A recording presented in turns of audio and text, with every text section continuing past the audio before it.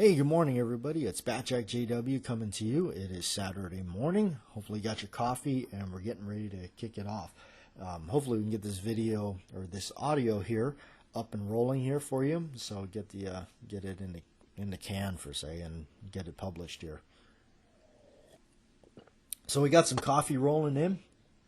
And we got some new stuff to talk about. And if you haven't already seen it on the main channel, we have a new video out with a new 1911. Yeah, we're gonna get talking about that. So, but yeah, we got the got our grubby little hands on a new Colt Classic model 1911, the new one that they got out.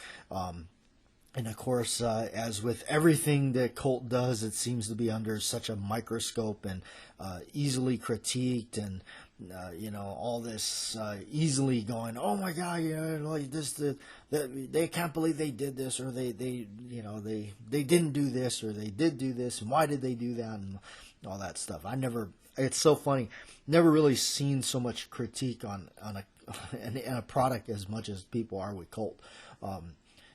And I mean, I there's certain things that they have made or done, or the things that they got out there that I don't think is that great.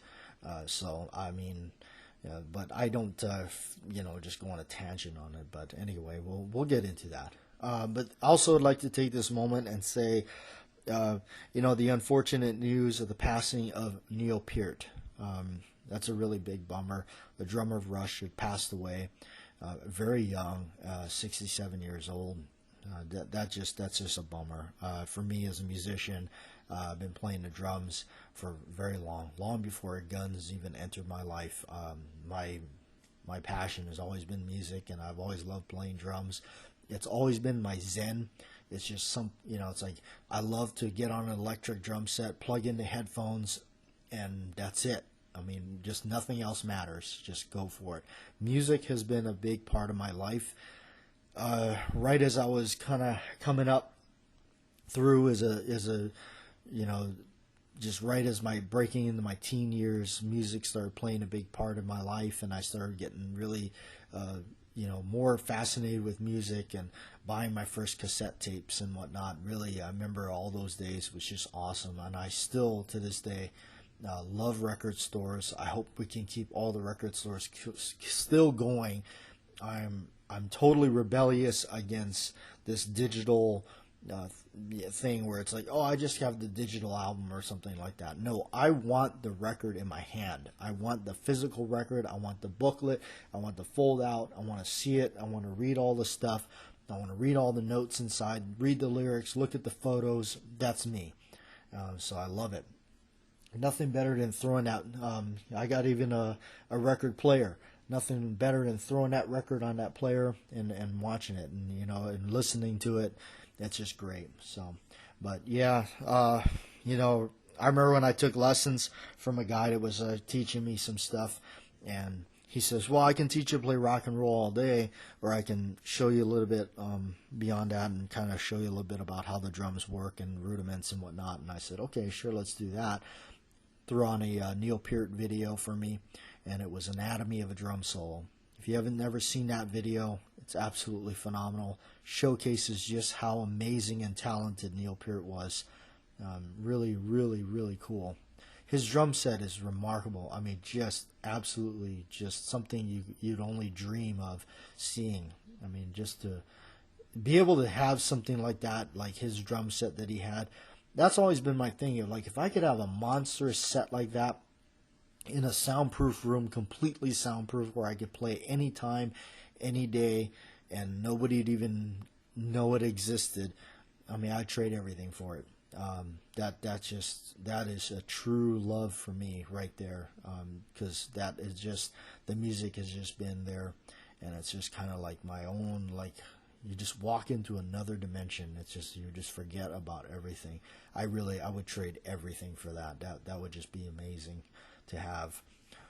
Maybe live out somewhere and be nice to live out somewhere in England or something, and just have it out there in the field, and just nobody for miles, and just you and the land, the Shire. It'd be really cool. So anyway, So what we have is, did something on the other channel again. The new Cult Classic model, interesting thing that I kind of got kind of interested a little bit more and more. And it wasn't. I mean, see now, what I mean by this, like I'm really cautious about listening to an opinion and just like because one person says something about it, run with it and just go, oh yeah, oh my god. I'm really cautious about whose opinion I take in. I am really, I take in opinions on like, see, I'm old school. I was raised old school, so I listen to people that have been there, done that. I would rather take lessons from a guy that did ran that. If I'm about to run that mile, I'm going to go talk to the guy that ran that same mile 10 million times versus go talk to that young guy that says, yeah, I just did it about a couple of times. You know, I ran through, I'm just kind of catching my breath. I'm going to go drink a fancy milkshake and go do it again. I'm going to go talk to that guy that says, yeah, I've been running that mile for, longer than I can count. I know every inch and every square mile of it. I've made all the mistakes that people call answers. So I'm going to go talk to that guy. So anyway, with this one, I was aware it came out and I was like, okay, but, I looked at it and said, well, that's kind of neat. I was more aware that when I noticed that the old government models were gone. They were gone off the sale line. You couldn't buy them new anymore. And that was referring to their new Series 70 that they were doing and the Series 80 that they were doing. I used to have one of the Series 80 ones. And that seems to be a kind of a trend with me. I've been just letting a lot of stuff go lately. But anyway, that when I saw that those are gone and then it got replaced with the new Classic model, and I kind of got a nice word from it from Mr. Holster's channel. He did a video on it. I checked it out, and I was like, wow, that actually looks pretty sharp. But, still, again, just kind of hanging back from it, whatever. But it wasn't until I saw this, video with Ken Hackathorn. And again, Ken Hackathorn is a guy that's been there, done that, especially with 1911s. And he really likes 1911s. And the guy's got more 1911s than most people have even seen just walking around in shops. And he owns them. So I was watching this video with him, and this wasn't a video that was like it wasn't something that a big you could tell was a big production. They paid a lot of money for it. No, this is a video like I do. And that's why I wanted to, I always made a point of that from day one of this channel. It's me, a camera, a tripod, whatever, maybe a couple people helping out. That's it. It's not, we're not making money a big production money thing or anything like that, or being paid to say something. And that's the one thing is you got to be careful of this day and age is everybody's been paid to say it. It's like, oh, here, we're going to give you a check for 20 grand and you're going to say how great our product is just because, we know your name is out there and whatnot. And so that kind of a thing, it's like, so, all right. Let's check this out. No, this was a video that was just a guy with a tripod and a camera and decided to film Ken Hackathorn talking about some stuff. And he laid out several Colt government model 1911s, working his way up and talking about each and every one of them. In fact, some of them he actually kind of trashed a little bit. So that's how you know Colt really probably didn't pay him at all.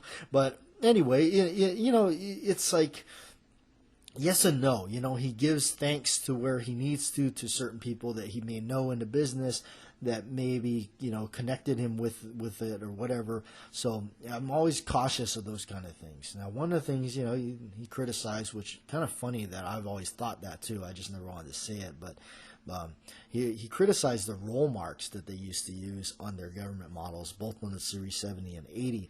And it does. I mean, I liked it. It was all right. I mean, it's what we had and what was out there and what was known. I mean, that's just it. But it did always look like it reminded me like somebody sat there in word processor and typed it out on the computer and was like, here it is, and printed it out on paper and said, here, just make it look like that. It seemed kind of so cheap and cheesy, where it's just like it had all of it in like a nice little like text or something. It was just kind of strange looking. But anyway, he actually brought that up too. But when he moved on to the new classic model like they have, he praised it. He said it was actually a really good pistol. I think he went as far as saying it was the best one that they've made in 30 years. That's saying quite a bit. So, with all that in mind, and then of course, because all the right people did videos on it. For my opinion, you got him did some stuff. Larry Vickers did a short video on it. A 2-part video. He was doing more upgrades. I'm nowhere near upgrades or interested in that. I like it for what it is, exactly what it is. It's a plain Jane looking GI model. And so it doesn't mirror anything in particular. It's not trying to be an exact copy of something. It's kind of a hybrid of a lot of, old but yet modern touches to some stuff and everything. Especially really like the roll marks on it. The roll marks are a throwback. They're a pre-70s style roll mark. So that's really cool. So I really like that. I did some changes to it to kind of make it more swing towards that old, 50s looking styled one that you would have got out of probably the little magazine or something like that, mail ordered for like $100. So anyway, it's I really am pleased with it. Now, what I wind up doing, and this is just something that I wind up selling stuff and getting rid of stuff. I change stuff out of the inventory. Some stuff I've changed out.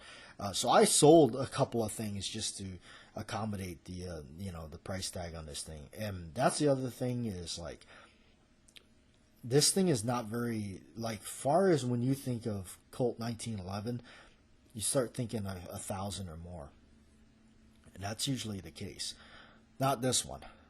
Like my friend Joe P said, you know what? They're on cheaper than dirt right now. They're like $699, $700 now, I think. So you're right around in that marker, and a lot of people pay something similar to that for their new polymer Wonder guns. Now this thing is an all steel gun. You got everything steel and all that kind of jazz going on for you. So I got really interested in it, so I went ahead and took a couple of things and got rid of them, pawn shop kind of deal, and just got some cash really fast and picked it up. And that's what I end up having to do because, for one, I just don't have the finances to keep, purchasing stuff like that. I just don't. I'm just not in the position anymore. So what I wound up doing was just rotating my collection out. I just got rid of a lot of stuff. There's a lot of really neat stuff that I no longer have, but it doesn't bother me as much anymore. I'm not really so much into that market of having a collection of all this stuff and having to drag it around. That's really what stops me a lot of times is I'm not sure where I'm going to be, so I may end up, it's like, for instance, I may end up somewhere where, you're not even allowed to have a gun. So I always I've had to detach from that anything sentimental or anything like, it's just, I have to, they're all expendable. It's come to that point where I have to have that mentality because life goes on. I have to make decisions, and I may end up, like I said, somewhere where you can't even have a gun. So that's just, but to me, I feel it's important to not become attached or obsessed with something. That's not good. Obsession is not good. Addiction, that's not good. You need to be able, I don't want to have it become a vice or something.